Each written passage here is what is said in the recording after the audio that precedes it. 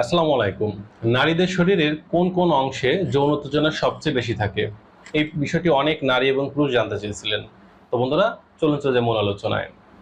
একজন নারী যখন সহবাসে মিলিত হয় তখন দেখা যায় অনেক পুরুষ আছেন সঠিকভাবে উত্তেজিত করতে পারেন না।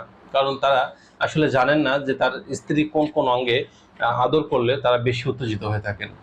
এক্ষেত্রে আমরা যেটা দেখতে পাই সেটা হচ্ছে যে একজন নারীর উত্তেজিত যে অঙ্গগুলো এটা কিন্তু শরীরের বাইরের দিকে থাকে, অর্থাৎ যে অংশগুলো আদর করলে বেশি উত্তেজিত হবে প্রত্যেকটি অংশ শরীরের বাইরের দিকে থাকে। আর এক্ষেত্রে একজন নারীর সবচেয়ে যে অংশ আদর করলে বেশি যৌন উত্তেজনা অনুভব করেন সেটা হচ্ছে তার ভ্যাজাইনার উপরের দিকে মটরশুঁটি দানার মতো যে জায়গাটা থাকে যেটাকে বলা হয় ক্লাইটোরিস। এই ক্লাইটোরিসে আদর করলে একজন নারী সবচেয়ে বেশি যৌন সুখ অনুভব করে থাকেন।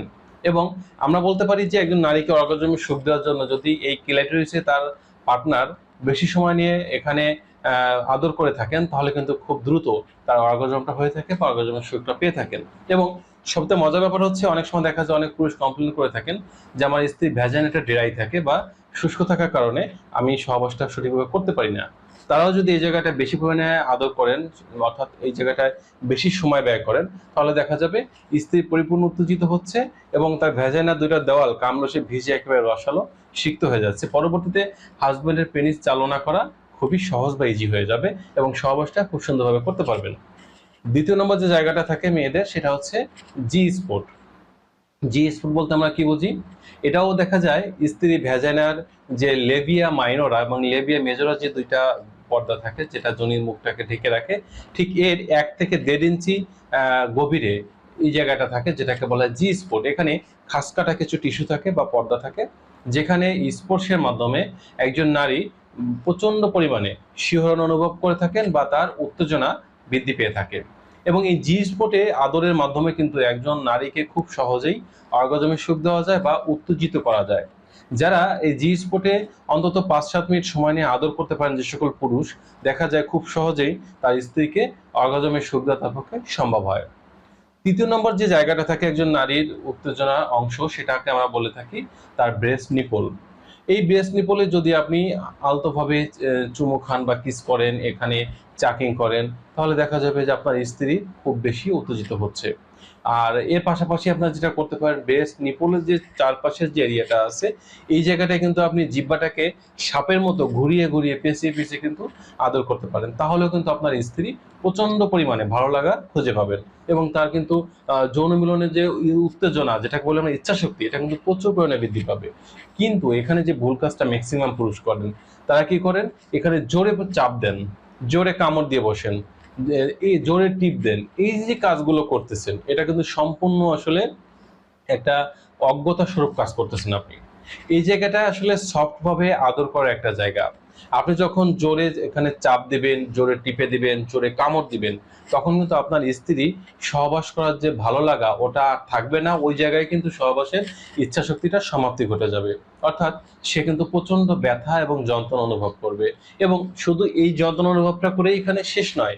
আপনি যখন আপনার স্ত্রীর ব্রেস্টে বা ব্রেস্ট নিপলে জোরে কামড় দিবেন, জোরে চাপ দিবেন, তখন পরবর্তীতে দেখা যাবে আপনার স্ত্রীর ব্রেস্টে যে ব্রেস্ট ক্যান্সার বা আমরা বলে থাকি স্তনে যে ক্যান্সার, এর ঝুঁকি অন্তত 70 থেকে 80% বেড়ে যাবে। এবং অনেক মেয়েরা আছেন যে শুধুমাত্র স্বামীর অজ্ঞতার কারণে, অতিরিক্ত কামড় দেওয়ার কারণে, অতিরিক্ত চাপ দেওয়ার কারণে এই জায়গায় যে টিস্যুগুলো ক্ষতিগ্রস্ত হয় এবং পরবর্তীতে এখানে স্তনে ক্যান্সারের ঝুঁকিটা বেড়ে যায় বা ক্যান্সারে আক্রান্ত হয়।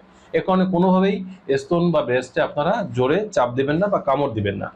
এর পরবর্তী যে জায়গাটা আমরা আদর করতে পারি স্ত্রীকে সেটা হচ্ছে স্ত্রীর চুলে চুমু খেতে পারেন, সেখানে আলতোভাবে হাতে স্প্রে পারেন, তার ঘাড়ের পিছন সাইডে আপনি চুমু খেতে পারেন, আদর করতে পারেন। স্ত্রীর পিছন সাইড বা পিঠ বলে থাকি আমরা, পিঠের অংশ প্রত্যেকটি জায়গায় কিন্তু আদর করতে পারেন। আপনি যদি স্ত্রীর সামনের দিকে আসেন সেখানে দেখা যায় যে তার ঘাড়, গলা, কান, কানের লতি এই জায়গাগুলো প্রচুর পরিমাণে চাকিং করতে পারেন, প্রচুর আদর করতে পারেন। এর পাশাপাশি দেখা যাচ্ছে স্ত্রীর যে বগল, এটা কিন্তু অন্যতম একটি জায়গা, ইম্পর্টেন্ট জায়গা। এই বগলে যদি আপনি আদর করতে পারেন তাহলে প্রচুর পরিমাণে দেখা যাবে আপনার স্ত্রী শিহরিত এবং খুব অল্প সময়ের মধ্যে কিন্তু আপনার স্ত্রী অর্গাজম ঘটে যাবে। অনেকে হয়তো এই জায়গাটা জানেন না বা দেখা যাচ্ছে আদর করেন না। আপনার স্ত্রীর বগলটাকেও কিন্তু বলা হয় এটা কিন্তু স্ত্রী ক্ল্যাটোরিস বা জি স্পট থেকে কোনো অংশে কম নয়। এখানে কিন্তু প্রচুর একটা শিহরিত একটি জায়গা। এর পাশাপাশি আপনার স্ত্রীর ব্রেস্ট নিপলের আশপাশ, তার যে নিচপেট বা নাভি, এই জায়গাটা আদর করতে পারেন। স্ত্রীর থাই বা উরু, নিতম্ব, এই জায়গাগুলো আলতোভাবে স্পর্শ দিতে পারেন, আদর করতে পারেন। স্ত্রীর যে পা আছে, এই পায়ে আপনার পায়ের যে বৃদ্ধাঙ্গুলি বা আঙ্গুল দিয়ে কিন্তু আলতো স্পর্শ দিয়ে তাকে শিহরিত করতে পারেন।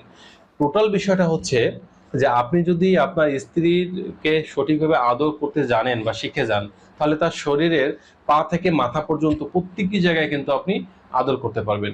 আর যদি আপনি অজ্ঞ হন, তাহলে কিন্তু তার যে মেইন পয়েন্টগুলো আছে, এই জায়গাও কিন্তু শিহরণ দিয়ে বা আদর করে পরিপূর্ণ অর্গাজমে সুখ দিতে পারবেন না। কারণ এটা নির্ভর করবে যে আপনি কতটা সময় নিয়ে, কতটা স্লোলি, কতটা সফটলি আপনি আপনার স্ত্রীকে আদর করতেছেন। যত বেশি সময় নেবেন, যত বেশি স্লোলি এবং সফটলি খুব আলতোভাবে আদরগুলো করবেন, তত কিন্তু স্ত্রী বেশি শিহরিত হবে। আর যত তাড়াহুড়া করবেন, কামড় দিবেন, জোরে চাপ দিবেন, জোরে দেখা যাচ্ছে যে প্রেশার দিবেন, তখন কিন্তু আপনার স্ত্রী কষ্ট অনুভব করবে। আর অনেক পুরুষ মনে করেন যে আসলে পেনিসটা বড় হলেই বুঝি স্ত্রীকে সুখ দেওয়া যায়, এটা তাদের ভ্রান্ত ধারণা।